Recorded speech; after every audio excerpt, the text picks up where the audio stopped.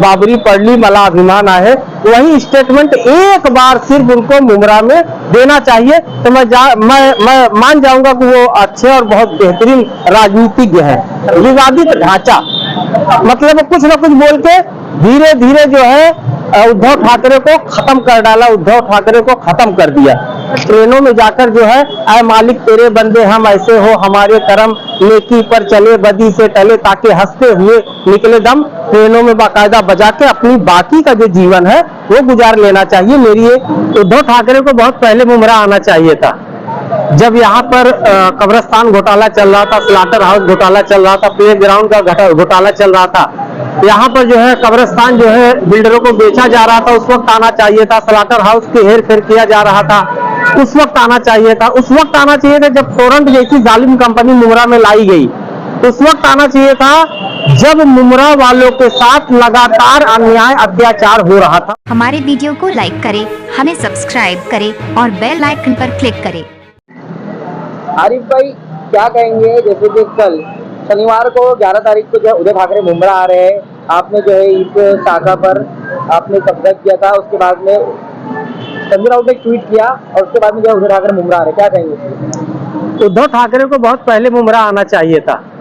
जब यहाँ पर कब्रिस्तान घोटाला चल रहा था, स्लाटर हाउस घोटाला चल रहा था, प्ले ग्राउंड का घोटाला चल रहा था, यहाँ पर जो है कब्रिस्तान जो है बिल्डरों को बेचा जा रहा था, उस वक्त आना चाहिए था। स्लाटर हाउस की हेर फेर किया जा रहा था, उस वक्त आना चाहिए था। उस वक्त आना चाहिए था जब टोरंट जैसी जालिम कंपनी मुमरा में लाई गई।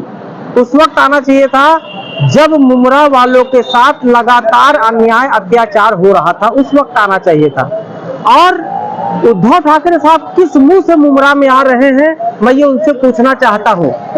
वो लगातार जो है अपने स्पीचों में ये बोलते हैं कि बाबरी पढ़ ली मला अभिमान आहे, बाबरी मस्जिद शिव सैनिकों ने गिराई, मुझे इसका नाज है, मुझे इस पर गर्व है। तो ऐसा शख्स जो मुस्लिमों के दिल पे ठेस पहुंचने वाली बात करता हो, ऐसा शख्स जो हमेशा मुस्लिमों को आस्था को ठेस पहुंचाई हो जिसने, वो शख्स जो है मुमरा में आ रहा है। तो वो तो मुमरा वाले जानते हैं कि वो किसके इशारे पे आ रहे हैं, क्यों आ रहे हैं।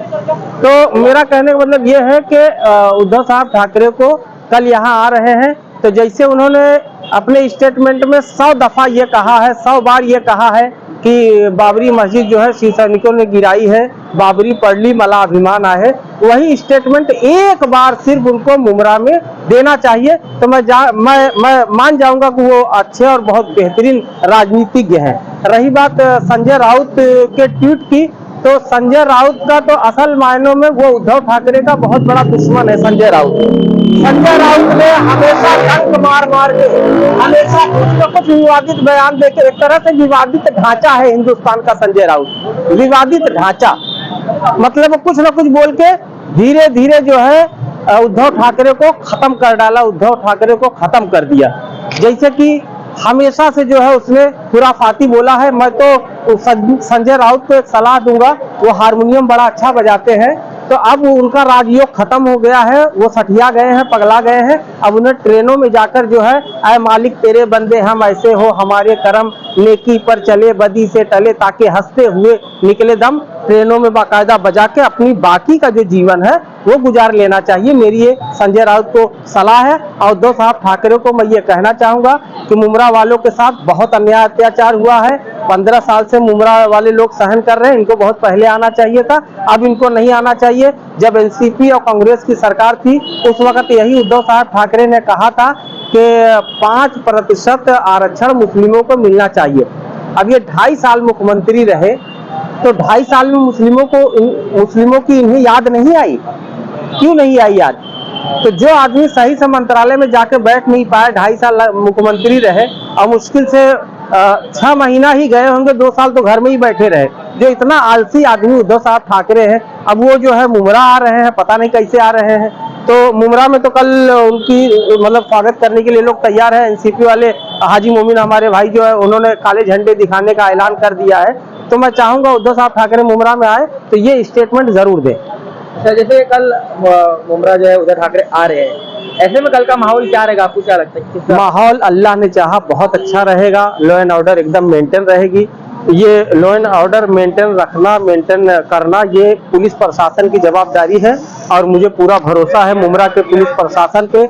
यहाँ के परिमंडल 1 के जो डीसीपी हैं गणेश जी गावड़े साहब बहुत ही सशक्त डीसीपी हैं, बहुत ही बेहतरीन जो है डीसीपी साहब हैं वो कानून व्यवस्था को चुस्त दुरुस्त रखने में भरपूर भूमिका अदा करेंगे, मुझे ऐसा उनसे उम्मीद है। जैसे कि कल आपने जो शाखा उद्धव ठाकरे की पहले शाखा थी आपने जो इसको अपने कब्जे में ले लिया, अगर कल वो आते हैं उद्धव ठाकरे मुमरा तो आप अगर वो शाखा अपने कब्जे में ले तो आप क्या करेंगे? देखिए ऐसा है कि जब ये विवाद चला था तो मामला सुप्रीम कोर्ट में गया था, सुप्रीम कोर्ट का आदेश आया, वहां से ये फैसला सुनाया गया कि शिवसेना जो है वो शिंदे साहब की है।